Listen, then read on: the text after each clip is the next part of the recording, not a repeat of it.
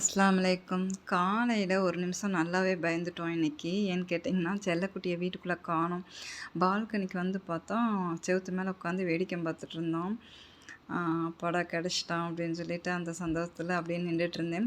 சிலு சிலுன்ற காத்து, நம்மளுக்கே ஒரு நிமிஷம் அங்கே நிற்கணும்னு தோணும். அதே மாரி தான் நானும் 2 நிமிஷம் செல்லக்குட்டியோட நின்றுட்டு கிச்சனுக்குள்ளே வந்துட்டேன். இன்றைக்கி சாமை அரிசி கிச்சடி செய்யலாம் அப்படின்னு சொல்லிட்டு 1/4 கப்பு பாசிப்பருப்பு, 3/4 கப் சாமை அரிசி. இந்த சாமை அரிசியும் பருப்பும் சேர்ந்து இப்போ கழுவி எடுத்துக்கலாம்.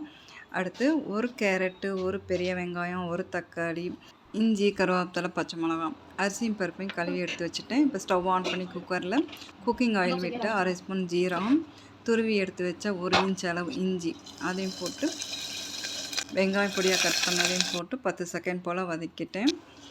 10 செகண்டுக்கு அப்புறம் கருவேப்பிலை, பச்சை மிளகாய், கேரட், தக்காளி, 1/4 டீஸ்பூன் மஞ்சள்தூள், உப்பும் போட்டு மறுபடியும் 10 செகண்ட் வதக்கிட்டேன்.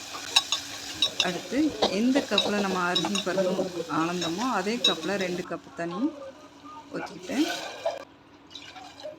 குக்கரில் ஊற்றினதுக்கப்புறம் அரிசி பருப்பு கழுவுனதையும் போட்டு 1/2 ஸ்பூன் கரம் மசாலாவும் போட்டுட்டு லிட்டு போட்டு விசில் போட்டுட்டேன். ஒரு விசில் வந்தோன்னா ஸ்டவ் ஆஃப் பண்ணிட்டேன்.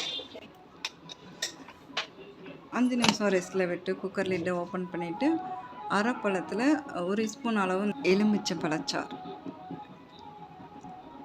ஊற்றினதுக்கப்புறம் நல்லா மிக்ஸ் பண்ணி விட்டுட்டேன். நல்லா கலந்து விடணும். இல்லைன்னா வந்து அங்கங்கே புளிப்பு நின்று போயிடும் இல்லையா, அதனால் நல்லா கலந்து விட்டுக்கிட்டேன். கமெண்டில் ஒருத்தவங்க கேட்டிருந்தாங்க, சாமை அரிசி கிச்சடி ஃபுல் வீடியோ போடுங்க அப்படின்னு சொல்லிட்டு. அதான் இப்போ டக்குன்னு இன்றைக்கி ஞாபகம் வந்து நான் இதை செஞ்சேன். சின்ன வெங்காயம் ஒரு 10 சின்ன வெங்காயம் எடுத்துருக்கிறேன்.